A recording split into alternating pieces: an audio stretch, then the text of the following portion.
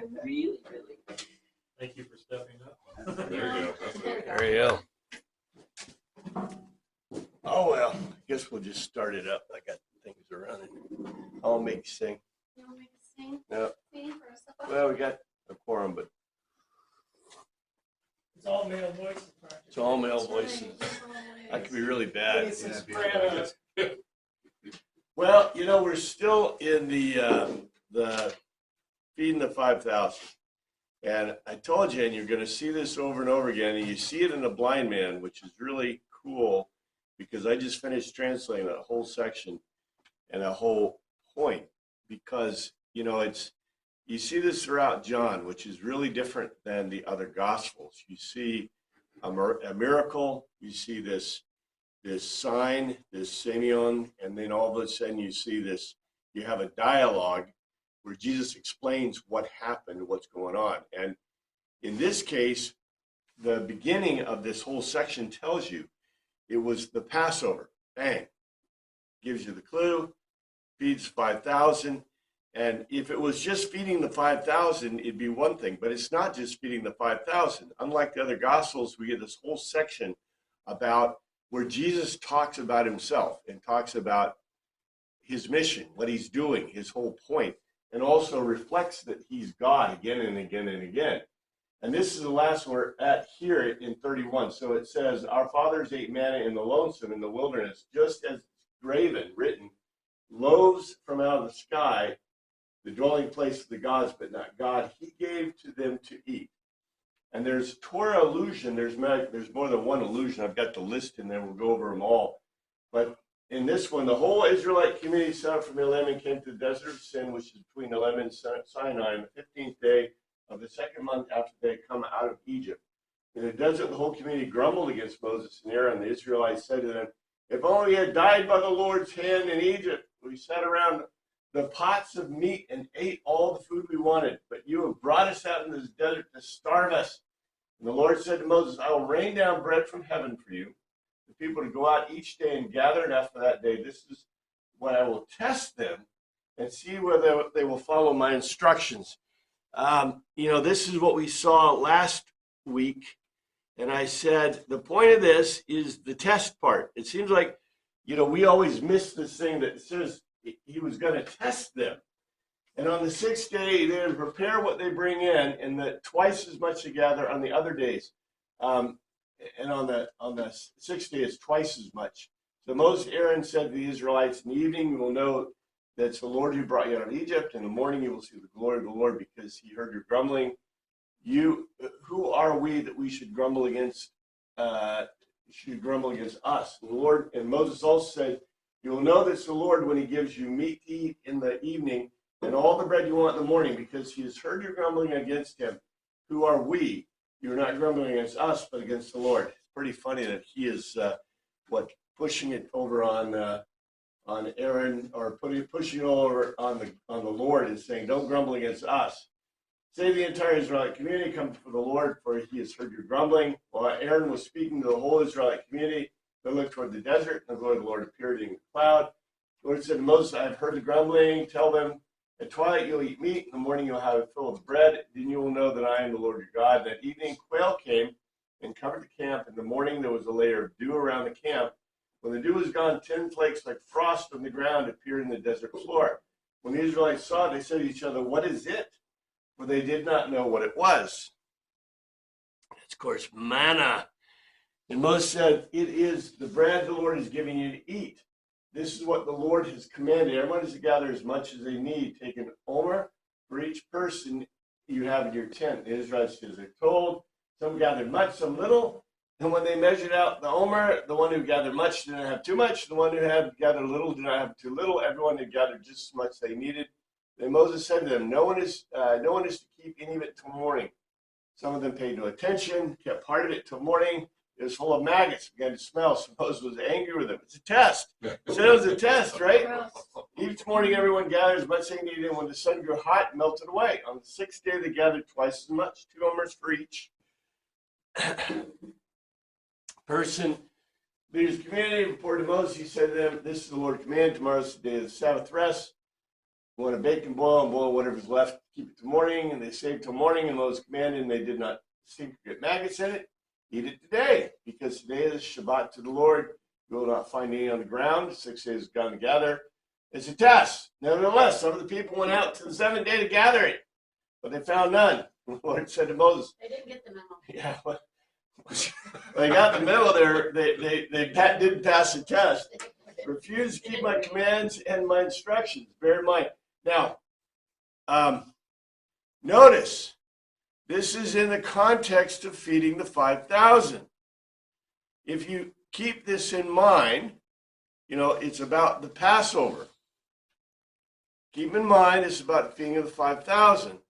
There's more to this, okay? In the Greek gods, did the Greek gods need food or drink? I think they did. Well, they were provided it, but they never used it. What did they eat and drink? Do you know? You remember back to your myths when they taught you in what grade did they teach that? I don't remember. The Bible and the myths are probably the most important things in Western literature. Anyway, ambrosia. They did not eat and drink the food of the gods. What are the Israelites getting? From God. The food from God. Matter of fact, it says specifically it's the food from the Aranos, not from the Epiuranos, from the Aranos. Do you see? This is before the Greeks, but Jesus in the Jesus point, right? Jesus says specifically, this is I fed you the food from God, and he says from the Aranos. In other words, whose food did he give him to eat? Gave him the food of the gods. Not of God. God doesn't need food, right? He gave him the food from the gods. In other words, he gave, in the feeding of the 5,000, this is a joke. This is a beautiful Greek joke. Jesus is giving them the food of the gods. And then this points directly back to the manna in the wilderness and the quail, which is the food of the gods. Because look at it. I know that you get the professors and the professorettes try to make this into, that was that kind of something that formed dew or fell out of the trees or whatever. But it doesn't start rotting on the second day and stay on the Shabbat, right? This is a miracle of miracles. It's pretty cool. It's coming from the Epiuranos. It's coming from God himself. But God is providing within the context of the world through a miracle of something that's impossible. Anyway, that's the whole point of this entire section. There's a Tanakh allusion in Nehemiah. Let's see. 24th day of the same month, the Israelites gathered together, fasting, wearing sackcloth, putting dust on their heads. Those of Israelite descent had separated themselves from all foreigners. They stood in their place to confess their sins and the sins of their ancestors. They stood where they were and read from the book of life of the law of the Lord their God, a quarter of the day, another quarter in confession and worshiping the Lord their God, singing the stairs, Levites were etc. These guys. Blessed be your glorious name and be exalted, all blessing and praise, etc., etc. Starry hosts, skies. You're the Lord God who chose Abram and brought him out of Ur of the Chaldeans, named him Abraham. He found his heart faithful. It goes on and on. It's allusion here. Let's see. I'll go ahead and this is. Okay, you came to Mount Sinai. 13, you spoke to them in heaven. You gave them regulations and laws, just and right, decrees and commands are good. You made known to them your holy Shabbat and gave them commands, decrees, and laws. These are the mitzvot, whatever, and the thing, the commands, decrees, and laws. Your servant Moses, in their hunger, you gave them bread from heaven. In their thirst, you brought them water from the rock. You told them to go in and take possession of the land. You'd sworn with uplifted hand to give them. But then our ancestors became arrogant and stiff-necked. They did not obey your commands or refused to listen, failed to remember the miracles. Failed to remember the miracles you performed among them. They became stiff-necked in the rebellion, appointed a leader in order to return to slavery. But you are forgiving God, gracious, compassionate, slow to anger, and abounding in love. You did not desert them, even when they cast from themselves an image of the calf and said, all right, I think it's very important to note this is from Nehemiah. What did Nehemiah do that caused the temple to take another 70 years to be built? Remember, he did two things that were, and a lot of people cast it as a positive, but He refused the help of the Jews that had remained. yeah, he refused the help of Samaritans and the help of the Jews, the others. There's supposed to be others in the land. And there weren't just Samaritans, there were other people. And he refused it. I'm like, okay, does anyone see a parallel here? Right? Jesus had just come from Samaria, and you're not supposed to forget this part. You're supposed to keep remembering this, right? That he went to Samaria, and he found the smartest woman in all of the Bible, the smartest woman in all of the land. And he told the Samaritans, what? You're okay with me, and I'm God, right? What did Nehemiah tell the Samaritans? Go away. And it took him another 70 years to build the temple and put up the walls of Jerusalem. Look, is that good planning or stupid? And look what it says here. This is in Nehemiah, and he's writing this, that they didn't, it says that it was a test. Guess what? They failed the test.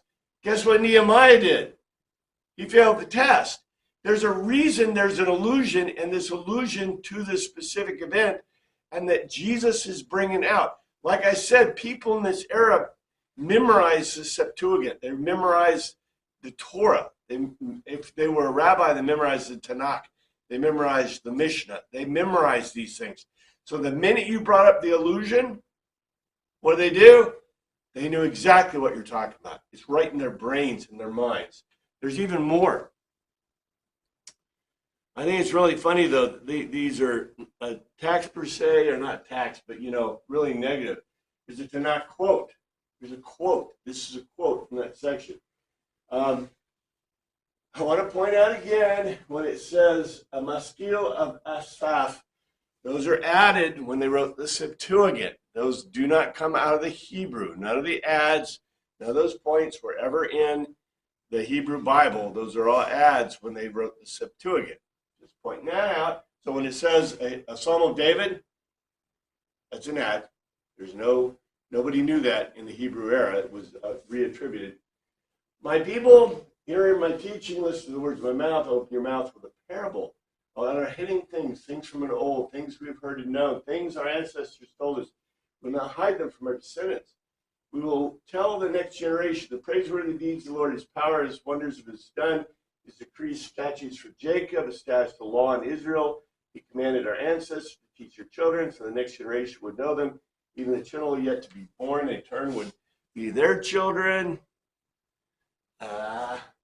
They would put their trust in God. They would not forget his deeds, keep his commands. They would not be like our ancestors. A stubborn and rebellious generation whose hearts were not loyal to God, whose spirits were not faithful to him. The men of Ephraim, though armed with bows, turned back in the day of battle. Let's see, are they going to mention the thing? Let's see. They did not keep God's covenant. They refused to live by his law. They forgot what he had done, the wonders he'd shown. He did his miracles inside the ancestors in the land of Egypt, in the region of Zon. Who just did a miracle? Who did a Simeon? Jesus, right? He divided the sea and led them through. Water and stand. He guided them with a cloud. He split the rocks. He gave them water. He brought streams, made water flow. They continued to sin against him, rebelling against the Most High. They willfully put God to the test, demanding food. They craved. They spoke against God. And here's the quote. Oh, we're getting to it. Spread a table in the wilderness. True, he struck a lot. Water gushed out. Food spread. He also gave us bread. Supplied meat for his people. When the Lord heard him, he was furious. His fire broke out against Jacob. His wrath rose against Israel. They did not believe or trust his deliverance. Yet he gave command to the skies above, and he opened the doors to the heavens. This is a quote. He rained down manna for the people to eat. He gave them grain from heaven. Human beings ate the bread of angels. He sent them all the food they could eat. It's pretty interesting stuff, huh? Now, there may be a question about angels. I didn't parse this in Hebrew. Many times the translations, Hebrew is very euphemistic, and we know what happens to the angel things texts from Hebrews. There's no angels in Hebrews at all. They're human, the word angelos in Greek does not mean angel. It means a messenger. And if it says a messenger from God, it could be you or me coming to give a message from God, like Jesus or whatever, right?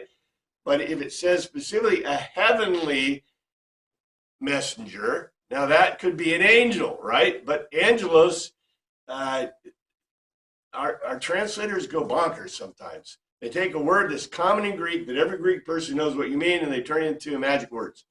This is true also in Hebrew, because Hebrew is really euphemistic. And the word, I think it's zeleos, or something, it also can be translated as angel if it says angel from heaven. But in any case, I think this is it's not taken out of context to see what it means specifically. Yes, he gave them the bread of angels, messengers of heaven, and sent them all the food they could eat. And this ties directly into both the Greek and into what Jesus is saying. This is a quote. He let loose the east wind from the heavens, power made the south wind blow, he rained meat down them like dust, etc., etc. But this quote, I won't finish this. The most important thing, well, yeah, maybe we should say this, okay? Sinning. You remember that God was their rock, God was high, the Redeemer, but they would flatter him with their mouths, lie to him with their tongues. Their hearts were not loyal to him. They're not faithful to his covenant. Okay, remember, you take this in a rabbinic context.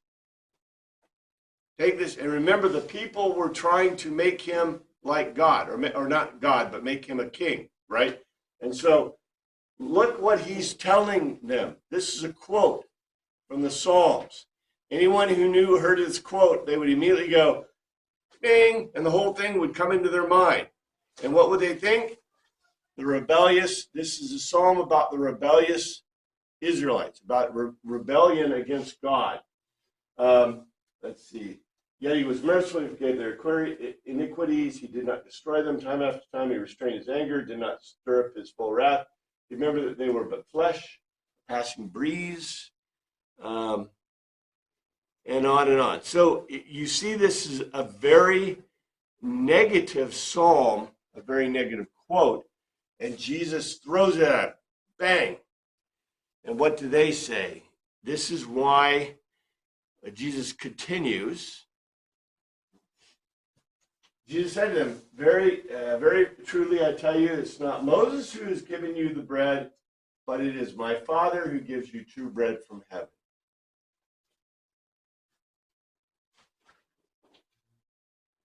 And the King James tells us, and Jesus said to them, verily I say unto you, Moses gave you not the bread from heaven, my Father giveth you the true bread from heaven. My Father, my Father. That's a very blasphemous thing, and the reaction is going to be interesting. See what the Greek says. After he said, accordingly to them, Jesus, and this is that I meant firmly, I make a logical argument to you. No or not, Moses, the Dokin, has given to you the loaves.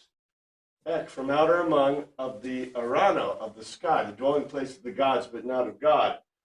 Allah, other than contrariwise, the potter of meat, of moi, Dudosin, he gives to you the loaves from out among of the Arano, a sky dwelling place of gods, but not of God, the not false. And what's interesting is this is in the present tense. This gives us both the translations, the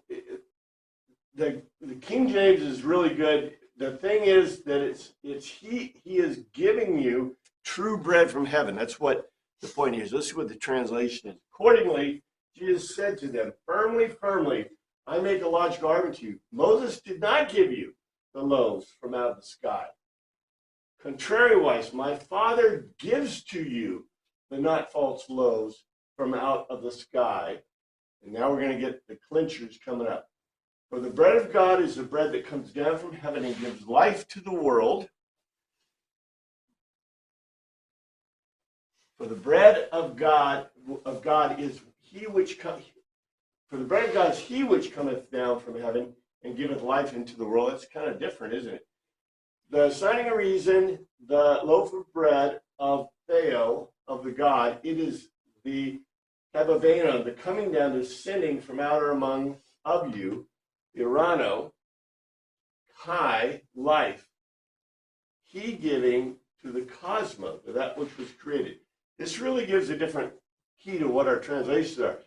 Assigning a reason, the bread of the God is that coming down from out of the sky. And he is giving life to that which was created. Little different than what our translations give. May sound a little confusing, but I think you can see it. We're going to see a statement. This is a setup for a declaration. We're going to see that declaration in statement 35. The cosmos was created by Christ and fed by God. Basically, this is saying, just look what this says. Second reason, the bread of the God is that coming down from out of the sky. This is a dual meaning. He just fed them. The manna came from the sky. He fed them a miracle, right? Bread. And that is coming out of the sky. That's from God. And he is giving life to that which was created. There are multiple points in this, multiple meanings in this. And the big deal that Jesus is giving you is basically saying that he's God. He's reiterating that he's God. But he's also showing, and like I said, the cosmos was created by Christ, right? He was the command word from God that created from the beginning of Genesis. But that the creation was fed by God. The creation is kept going. Like I said, there's dual meanings in this because Christ is God and God is Christ. They're not differentiable, right? That's what we claim in the Apostles' Creed and Nicene Creed, which is right, and the Athanasian Creed that we have to say once a year, but it goes on and on and on, right? But the whole point is that God and Christ are the same, and the Holy Spirit is the same being. As I told you, I like the C.S. Lewis's point that they are the projections of a four-dimensional God into three dimensions, which I tried to show you with pictures before. Anyway, this is a setup, and we're going to see how this setup works. So here's what their answer is. They didn't get it. Sir, they said, always give us this bread. You see a dual meaning here, right? Jesus is talking about the bread from heaven, that which has maintained the cosmos, and they're talking about something they can put in their mouth, which, yeah, is a dual meaning. I mean, it was a setup from the beginning. Jesus is God and he's really smart. So he did this whole manna, he did this whole feeding the 5,000 thing for a purpose. It wasn't purposeless. It's a point. And I think John more than anybody, many times we'll read Matthew, Mark, and Luke and we'll go, okay, did Jesus have a plan? Well, I think if you read it carefully in the Greek, you'll see there was a huge plan, right? The plans, the logos to tell us the structure is really cool. But in John, you don't get just a plan. Jesus is like, he did this stuff, and then he tells you why he did it. And so you get this, I think, very... orchestrated. Yeah, and it appeals to the Romans. It appeals to us. Although we kind of... the problem with us is, like I've said before, our attention span is what, 30 seconds, 2 minutes? What is a commercial nowadays, right? And they get shorter and shorter. So our attention span is short, and we go, oh, Jesus fed the 5,000, and now he's talking about the bread of life. No, Jesus fed the 5,000, he's talking about the bread of life. That's all connected. That's all a logos. And all that stuff he said before in John is also part of the Logos. It's just the Greeks had at least a 2-hour, ability to hold something in their minds for 2 hours. At least that's what Aristotle tells us. So anyway, I believe it's true because I think before, people before they had books, what do? They memorized them. And what do they do now? Well, I don't need to memorize. I got Google. I got my book. I'll go look it up, right? I mean, why would you memorize it when you can keep it on your shelf?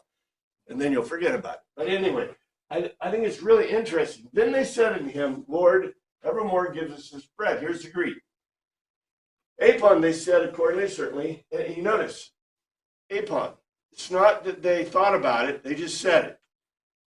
According to Ford, auton, him, Kyrie, supreme in authority. They recognize him as high end.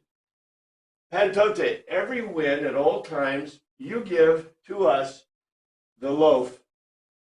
And here's what it says. Accordingly, they said forward to him, supreme in authority, Lord, every when at all times you give to us this bread. It's not, when you see it in this, evermore gives us this bread, they're demanding. This is really demanding. You give to us this bread. You give to us this bread, a demand. And, really, it's a setup. It's a setup. Because this is what I call a beautiful logo setup for the following statement, which is almost a stated telos, right out of the word name, right out of the mouth of Jesus. Then Jesus declared, I am the bread of life. Whoever comes to me will never go hungry. Whoever believes in me will never be thirsty. Yeah, do you remember, did he tell somebody this? Woman at the well. The Samaritan woman. She got the message first and understood it. It took 5,000, 20,000 people maybe, for these guys to get the message. But anyway, and maybe they didn't. We'll see. The disciples are still kind of ambiguous in this. The King James says, and Jesus said unto them, I am the bread of life. He that cometh to me shall never hunger. He that believeth on me shall never thirst.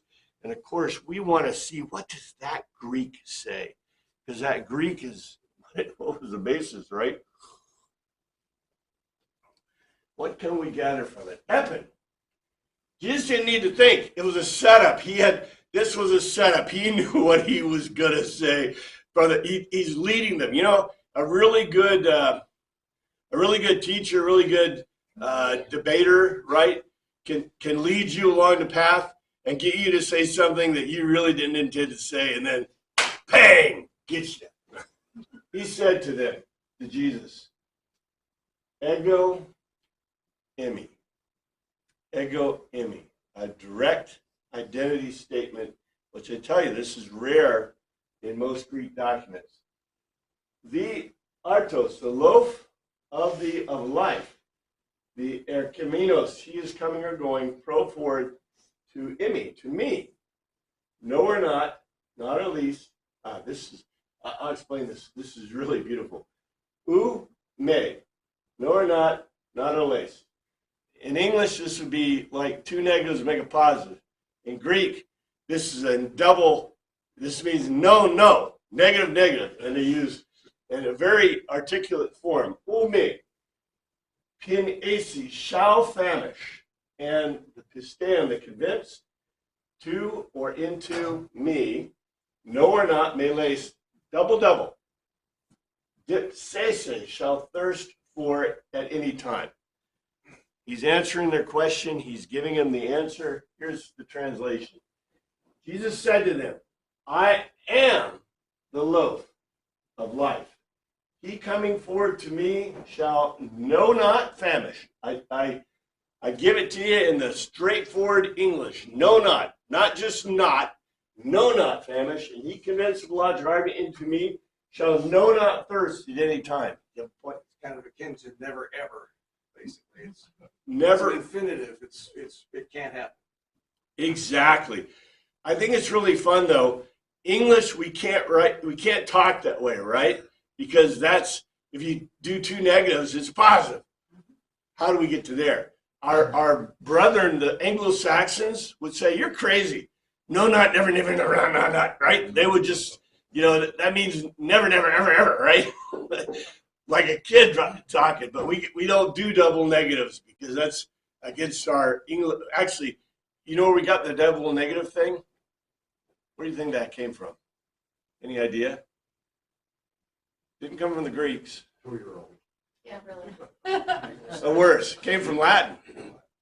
Yeah, most of the really messed up stuff in our language comes from the Romantic languages that were mixed into us when the French, remember the Normans? The conqueror, right? Some call him the bastard, but he was both. But when he took England in 1066, basically Anglo-Saxons were taken over by Normans who were French speakers and brought French into English. And so all the messed up stuff in our grammar and our language came from the French. Just saying, And so our language was really messed up by that. And then later on, it got even more messed up because people made up rules that don't exist in English to make up rules. But whatever. We have a very interesting language. But what's beautiful about this is when you see it from the Greek, what is really important to note in here? This I am statement, ego eimi, Jesus is saying in Greek, literally, I am the bread of life. This is going to come up again, so don't forget this. You know where it comes up again, right? Last Supper.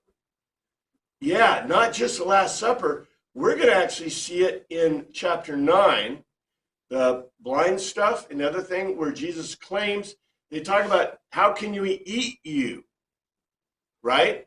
And it causes this is going to cause a huge rift here with his disciples, apostles, but Jesus is making, and they're showing themselves.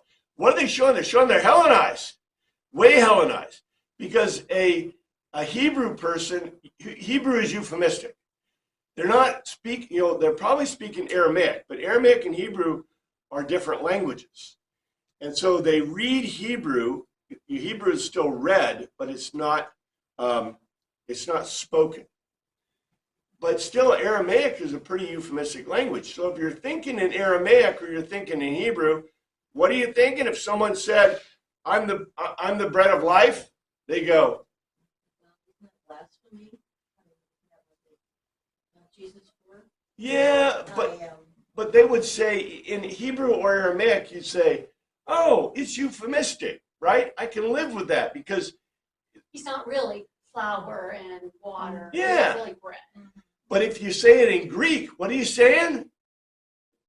You're saying, I'm no kidding, the bread of life. And then eventually we get to the Last Supper, right, where Jesus claims that, he is literally, he makes later claims that he's literally the bread of life. And we'll see what happens because we get these in, we get this in this section too, where he loses disciples because they're obviously thinking Hellenized. They're thinking Greek. And it's like, it's really interesting. And I tell you, I think that John was no kidding writing to Greeks and Romans because of the way he expresses things. And you'll see that. If you think about how he's expressing it, you go, who is he talking to here? This is really interesting. Who is he communicating? Because it's not obviously communicating to people that are non-Hellenized, right? He's using Greek, and he's using Greek in a very, this is using Greek in a very, not unique. Unique isn't the right word for it. It's something that if someone said this, when someone in Greek says ego eimi, you immediately go, huh? Because they're making a statement that is, in their mind, incontrovertible. It's a statement that is, absolutely true until proven otherwise. We don't think this way in our language. We use this identity form all the time. But in Greek, and in the Hebrew, if I said I am, I'm saying God, the name of God. They do not use I am. That's blasphemous. Anyway, I don't know which number this is. I haven't added up the numbers. I probably should go back through. I might do it at the end, but you know, the number of claims we've already seen, almost every Simeon, Jesus makes an ego eimi claim, which is very interesting. And I think we counted before about 7 major claims. This is one of the first. He says, I'm the bread of life. I am the loaf. I am the loaf of the life. There's an apocryphal allusion from Sirach in this, and I'll just go down a little. Let's start at the beginning and just go, not go through the whole thing. Wisdom shall praise herself, shall glory in the midst of her people. And the creation of the Most High shall open her mouth. Triumph. So this is about wisdom.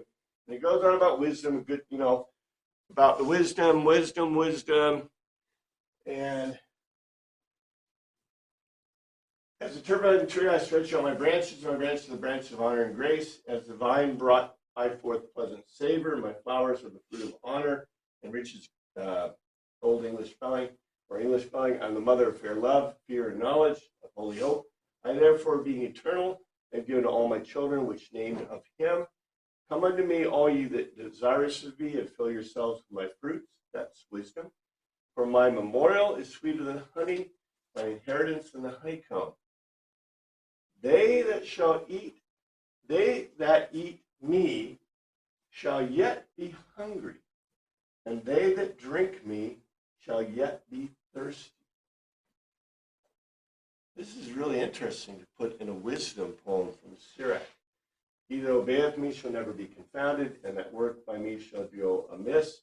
All these things are the book of the covenant of the Most High God, even the law which Moses commanded from heritage under congregations of Jacob. Why? They that eat me shall yet be hungry, and they that drink me shall yet be thirsty. Why? If you're talking about wisdom. You always want more, once Yep. you learn something. Yeah, you always want more learning. Exactly. How does this fit in the illusion of what Jesus says? Okay, this is a beautiful backhanded illusion. In other words, Jesus is saying what? Who knows everything? Right. And God knows everything, right? And he's saying that if you eat me, I'm the bread of life, right? The bread of life, therefore, why will you not be hungry or thirsty? Because you'll be like God. Whoa. Very interesting. We're going to see that. We see that image later. We know about this, right? Remember in Hebrews, you are adopted children into God's household, into heaven. Jesus is your brother, right? Whoa. Really beautiful stuff here. And what's funny about it is, you know, like I said, in these illusions, this illusion is an apocryphal illusion from Sirach, and there really isn't a, you know, there's not one in the Old Testament, the Torah, the Tanakh, that's similar to this, but it, like I said, it's a very deep statement. Wisdom is not enough. God is. Very interesting stuff. And, you know, what really is funny to me, you know, you get the professors and professorettes. Oh, the apostles weren't really bright people. Or the Brown answer. Oh, they wrote the Gospels in the 300 AD. Huh? I got parts of the Gospels. I got the whole Gospel of John from about 90 AD, and I got all the Gospels way before 300. You know, in the 200s, early 200s. And you're telling me that they wrote it in the 300s? Huh? You know, and this, you know, the apostles were obviously stupid. You know, that, like I said, they still understood that fishermen were not necessarily dummies even in that period, right? Middle class, whatever, maybe even wealthy class people, you know, to us though, if you're a fisherman, you're out bass fishing or you're at the dangerous catch or whatever, right? So you don't get as much credit as engineering or science. But anyway, but as I told you, You have seen me, and still you do not believe. And of course, the word is not believe. You can always put in the correct word whenever you want. See in the King James, but I say to you that you also have seen me and believe not. Okay, in the Greek. Contrariwise, I said, didn't think about it, didn't need to you, that or because, and horakakte, you have stared at. This is a word that's many times translated you know, but it literally means you have stared at in Greek.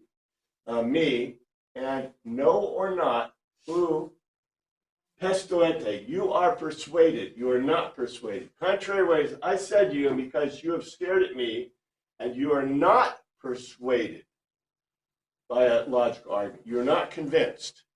So there's multiples in this, okay? It's beautiful. What did they stare at? He made bread for 5,000 men, 10,000, maybe 20,000 human beings ate bread and fish that Jesus provided. Amazing miracle. Gods do not give people food, but the Christian God, the Jehovah God, the Jewish God gives people food. Jesus Christ is God. He fed them. They saw it. They saw. You stared at me. You literally saw me doing this. You saw me feeding you. You heard me. Remember, I told you this was more like there was a symposium, a set up symposium. They're on the ground. Jesus is teaching them, telling them, probably through the disciples. At the end, he had the disciples do a check how much they learned. What do we call that? You know, he sent them out to get the food, so nothing would be destroyed. They picked up the food. They probably checked the people that they learned. Of course, the disciples probably have no clue. And now Jesus is talking to them, and they're arguing with him to make him a king. Have they given up their idea about making him king? I don't know. They want him to keep feeding them and keep giving them stuff. And Jesus says, look, it's not about food, not physical food. It's about something else. And you'd think they would get it. The Greeks and the Latin guys, the Romans, need to have it pounded in their heads. But the Aramaic speakers should be able to get this right away. You know, that the idea of the figurative idea of wisdom, food, salvation, life, right, is all can be encompassed in one. Where the Greeks are thinking what? It's all about food, right? And so the author is pounding it into the audience. He would never need to tell them this if they were a Hebrew audience. As a matter of fact, if you go back and look at, there are some similar statements in Matthew, Mark, and Luke. But if you look and see, there's not this dialogue, that continuing dialogue about ego eimi, about what it all means. And he goes on, he says, all those the Father gives me will come to me. And whoever comes to me, I will never drive away. There's a beauty in this that is not found in English, and I'm going to show you. All the Father giveth me shall come to me, and him that cometh to me I will in no wise cast out. This is closer. Pen, or the whole, the didosin gives to me, the Father, forward to me, hexi, will arrive. And ton, the komai, the coming or going, pro forward to me, no or not, here it is again, u me. No, no or not, and not in least. Ek balo, I shall eject. Exo, outside of doors. This is actually almost funny. This is a setup for a joke later on in 9. It's a beautiful joke, and Jesus, you know when I say joke, we read the Bible and it's all serious, right? No, these people were really great writers, and there are lots of funny things in them that the Greeks thought were funny, and probably the people laughed when they were read in the churches because they knew they were funny. The reason this is funny is because ekbalo, balo, right? To throw, to eject, to throw you out and exo means outside of doors. So to throw you outside of doors. I probably should change this because remember balo, parabolo, to throw near. A near throw is a parabolo, a hyperbolo, a diabolo, right? They refer to arguments. And ekbalo literally means to throw you out. Ek and balo. And really doesn't, can you apply it to, in terms of a logical argument? You probably could, but it usually isn't in Greek. It literally means to throw you out, to eject you. And they add exo, out of doors. The reason this is funny is because later on, the man who was blind from birth, and his mother and father were ekbalo exo. And Jesus refers back to this argument, talked about ekbalo exo. In other words, the author is making a continued theme, a symbolic theme, with a joke. And so here's what it says. Everything the Father gives to me, I will arrive forward to me, and that is coming forward to me. I shall not eject outside of doors. Later on, we see that the modern father of the blind man, and the blind man who was born blind, is ekbalo exo. He is ejected outside of doors of the synagogue by the Pharisees. So this is a setup for 3 chapters that much further in the document. And it's a continuing point that is made. In other words, Jesus said, I shall not eject outside doors. Everything the Father gives to me will arrive forward to me, and that coming forward to me, I shall not eject outside of doors. Very, very important statement. In the translation, all the Father give me, I shall come to me, and him that cometh to me, I will in no wise cast out. Okay, cast out of what? Isn't it also an allusion, I think it was Isaiah that says, and you will not lose a single one? I think there is. I don't think that's, but it's, there is that allusion. I believe you're right in Isaiah that says, I shall not lose any of my, or something like that. I don't remember exactly. I don't have it, but yeah, I know what you're talking about. Like I said, this is set up the exact same statement in chapter 9. The Pharisees cast him out. He was born blind, and and threatened to throw out his family, his mother and father. For I have come down from heaven not to do my will, but to do the will of him who sent me. All right, we know that there's going to be something different in the Greek a little bit. For I came down from heaven not to do my own will, but the will of him that sent me. Let's see what it says in Greek. That is because, Katabibaka, I have come down, descended, apo, away from, of the Arano. The Arano.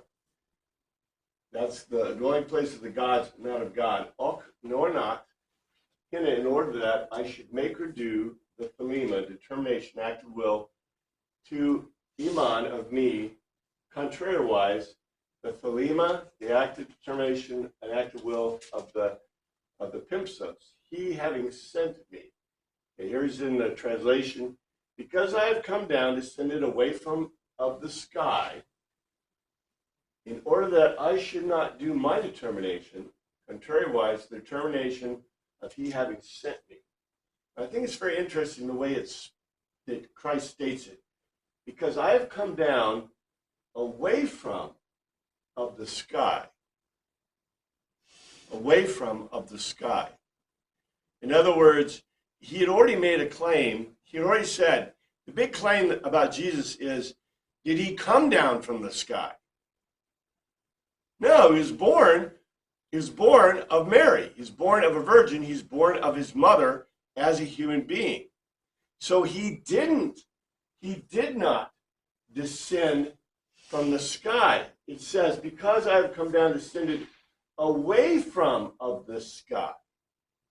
So in the Greek, we get, it's not telling us, I came down from heaven. In the Greek, it's literally saying, I have come down away from of the sky. Now, yeah, I guess if you want to, you could kind of say that to simplify it, but he's making a very specific statement that he did not come out of the sky. He didn't come out of the sky. In order that I should not do my determination, contrariwise the determination of he having sent me. He's making a direct statement equivalence with God. Again, we get that over and over again. And this is the will of him who sent me, that I shall lose none of all those he has given me, but raise them up at the last day. Now, I don't think there's a direct allusion to that. Let's see. Yeah, I don't have a direct allusion, I don't think. And we'll see it. We'll get to this. And this is Father's will, that which has sent me, that of all which he has given me, I should lose nothing, but should raise it up again in the last days. So maybe we're thinking of that. You and I are thinking of that. Toto, he she it, but esting is to the thelema determination, to them santos, having sent me, in order that pan all the whole, who which what he has given to me, may not or least, apolesso, I should destroy felly, from out aton of it, other things contrariwise, anasto, I will stand up again. Okay, and this is the really beautiful. Anasto. Alto it into the ashante, to the furthest, the final hemera, to the final day, the period. Okay, here's the translation. We'll talk about the words a little bit. But it is the determination, that will, of the he having sent me, in order that everything which he has given me, I should not destroy fully from out of it.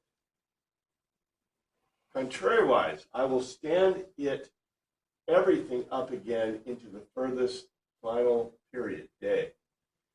This is not at all what our translations are giving us. This is what the Greek is saying, though. But is the determination of he having sent me, in order that everything which he has given me, I should not destroy fully from out of it. This refers to a lot of things. The first referral is obviously to the baskets of food, taken up so they would not be destroyed fully, apolesto.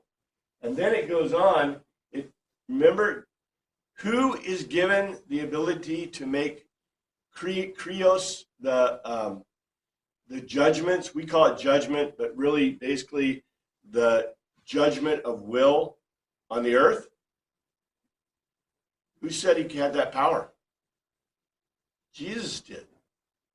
That God, Jesus is God, so they're the same, but Jesus made the claim that he came to judge. That God gave him the power to judge.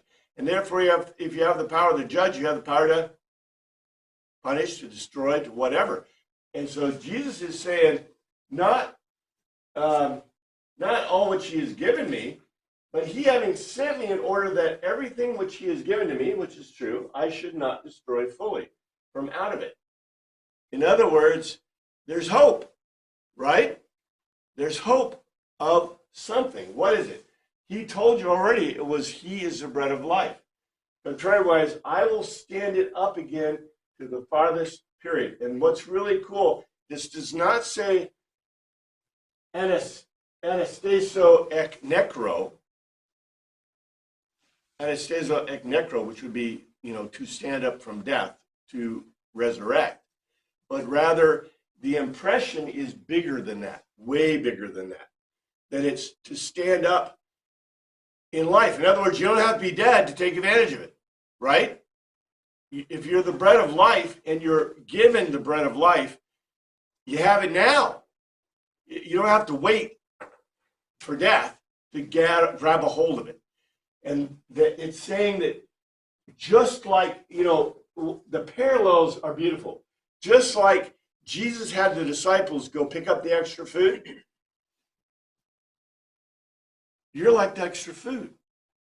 You're like the disciples are supposed to be like Samaritan woman, going around and bringing others into the fold, right? The disciples are gathering the food so it won't be destroyed. Jesus is gathering the people so they won't be destroyed. And he means like not just later, but even now. So just beautiful stuff here. Here's the thing. He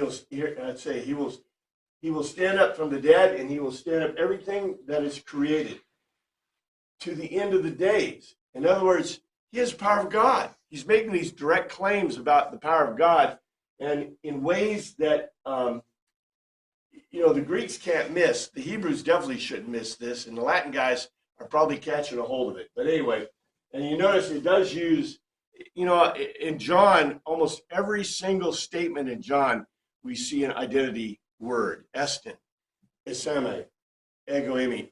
We see those direct statements, which are really odd in the other Gospels. So anyway, let's see. I don't think there is. Nope, there's not.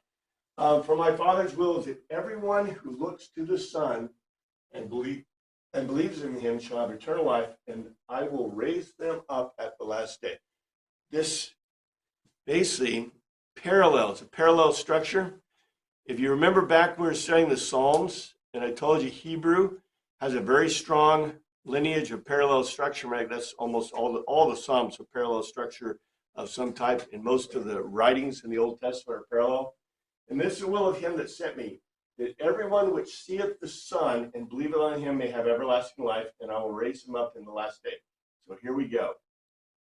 Toto, gar, signing reason, estin, to the thelema, determination of the patros of the Father of me, in order that the whole, the theron, being a spectator of, the huion, an offspring, and pisteon, he being convinced of logical argument, to or into him, he should hold life perpetual. Kai and anastaso, I will stand up him. Ego, I, into the Ashanti, to the furthest final America. It's a direct copy, almost a copy of the previous words. Yes, sir. Well, it seems like in the previous statement, he was talking about all of creation. Yep. And now he's narrowing that down. This means you. And what's really interesting about it is we know that when we see repeated structure, there's a reason for that. And you're seeing a repeated structure, especially of this last statement, raise up in the last day. That's directly, almost direct quoted, requoted statement with very parallel structure. So the Hebrews in the crowd should be going, cool, right? The Greeks are like, well, he's spending a lot of money to repeat the same thing, similar things, right? And the Latin guys are probably, where's the account books, right? Because he's repeating. And when you see repetition like that, you go, wow. So here's the translation. Signing reason is the determination of my Father in order that everyone being a spectator of the offspring, everyone seeing, looking at, watching the offspring, and he being convinced, okay? So you have to see him. You see him doing what? Simeon, seeing him doing the stuff, right? And being convinced into him, he should hold life perpetual, and I will stand him up into the furthest period. Again, we're gonna, there's the two words anasteo, and there's the other one that is to stand up, and to say stand up from dead, that's eknekros. But, there is no word for resurrection in Greek, right? There's no word for resurrection in any language until basically about 300 AD or so, when the Romans, the Latin language, found a word for resurrection, made a word for resurrection. It don't exist in any other language because nobody ever came back from the dead. So you have to make a construction to get it in other languages, in ancient languages. And it's really interesting that the terms that are used. We'll stop here because we ran out of time, but this argument continues. Jesus isn't done. Thank you, Father, for your word. Pray you look after us this week. In your name we pray, amen.